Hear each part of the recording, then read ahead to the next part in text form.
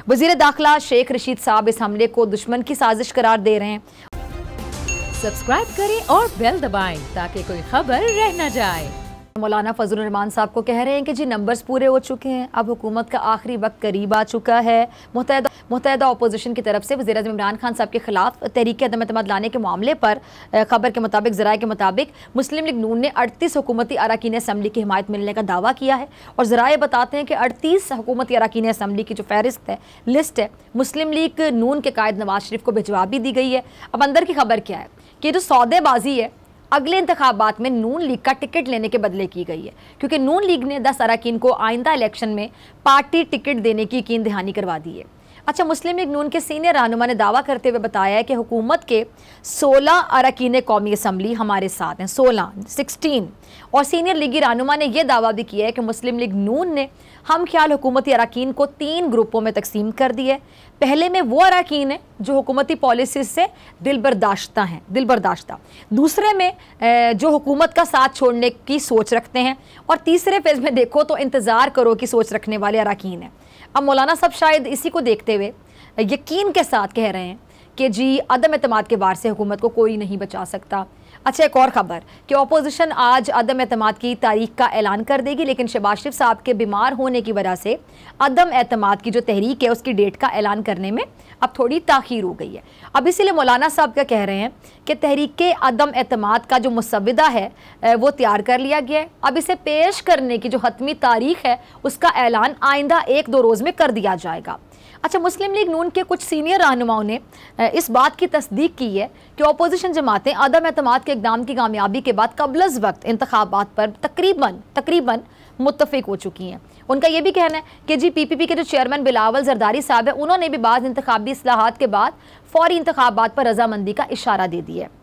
अच्छा, इस हवाले से सेनेट में अपोजिशन लीडर यूसुफ रज़ा गिलानी साहब ने बताया कि क़ब्ल वक्त इंतखाबात के मामले को हतमी शक्ल देने के लिए पार्टी की जो आला क़यादत है दीगर अपोजिशन जमातों के साथ बातचीत कर रही है। शहरी रहमान साहिबा अपोजिशन को कामयाबियाँ मिलने की खबरें दे रही हैं और शहरी रहमान के बकौल महंगाई के खिलाफ मार्च कामयाबियों की मंजिलें तय कर है।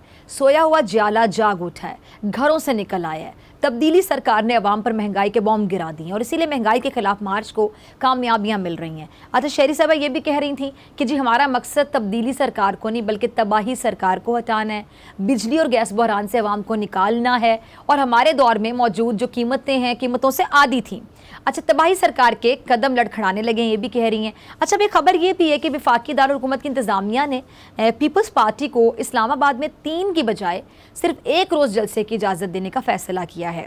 इस्लामाबाद इंतज़ामिया की जानिब से कहा गया है कि जी फैसला पाक ऑस्ट्रेलिया क्रिकेट सीरीज़ के बाइस किया गया। पीपल्स पार्टी सिर्फ 9 मार्च को इस्लामाबाद में जलसा कर सकती है, और ज़राए ने यह भी बताया है कि पीपल्स पार्टी ने 7 मार्च से 9 मार्च तक फैज़ाबाद में जलसा करने की इजाज़त मांगी थी, और ये जो बाकायदा दरख्वास्त डेप्यूटी कमिश्नर ऑफिस में जमा भी करवा दी गई थी। अब देखते हैं कि वक्त आने पर हालात क्या समत इख्तियार करेंगे, किस डायरेक्शन में जाएंगे, क्या रुख इख्तियार करेंगे। अच्छा, अपोजिशन की मुलाकातें मुशावरतों के साथ साथ हुकूमत भी ज़ाहिर बात है अपनी तैयारियां मुकम्मल कर रही है।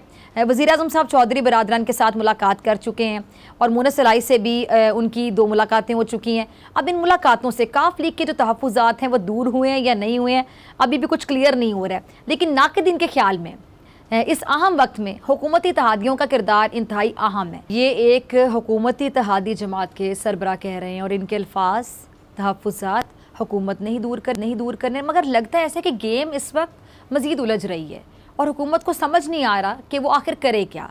शेख रशीद तो वज़ीर आज़म को GDA से मिलने के भी मशवरे दे रहे हैं।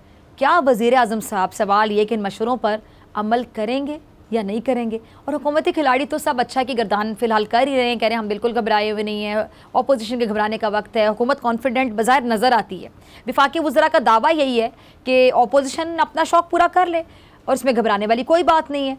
लेकिन मेरे ख्याल में खालिद मकबूल साहब का ये कहना है कि जी वादों की बजाय शर्म दिलाने का मुकाम है, ये साबित करता है कि वाकई अब घबराने वाली बात तो बन रही है। जी, तो अदम एतमाद की सारी गेम में नून लीग का किरदार बड़ा अहमियत का हामिल है और एहसन इकबाल साहब इसीलिए शायद इसीलिए वज़ीर आज़म साहब को कह रहे हैं कि अब उनके घबराने का वक्त हो चुका है। लेकिन ये बात अभी बहुत कबलज़ वक्त है, क्योंकि ख़बरें ये भी गर्म है कि शहबाज शरीफ साहब मौलाना फजल रहमान साहब से नाराज़ हो गए हैं, क्योंकि शहबाज शरीफ साहब ने मौलाना साहब के कहने पर परवेज़ इलाही को दावत दी थी जो उन्होंने ठुकरा दी और उसी को लेकर शहबाज शरीफ साहब नाराज़ हो गए हैं। दूसरा, उनकी बीमारी का भी फिर से चर्चा होने लगा है।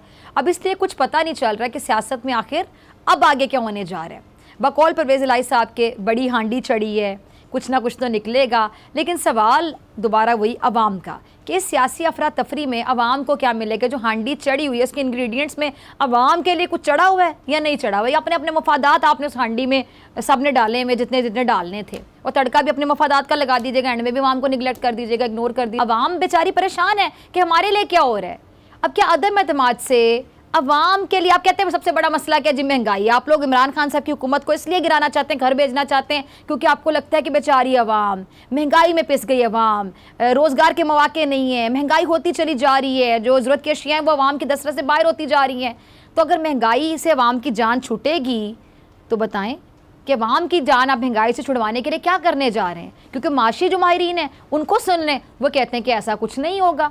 इसलिए मैं तो सारे जो सियासी रहनुमा हैं, जो हमारे रहबर हैं, वाकई जो रहबर है, रहबरी के दावे करते हैं, इनको एक ही मशवरा दूंगी कि अभी भी वक्त है, एक दूसरे की टांगें ना खींचें, मिलजुल कर अवाम के मसाइल का हल निकालें, और इसी में सबका भला है। वरना अवाम ने आप लोगों से एक दिन सिर्फ एक ही जुमला कह देना है कि अब ऐसे नहीं चलेगा। सब्सक्राइब करें और बेल दबाएं ताकि कोई खबर रह न जाए।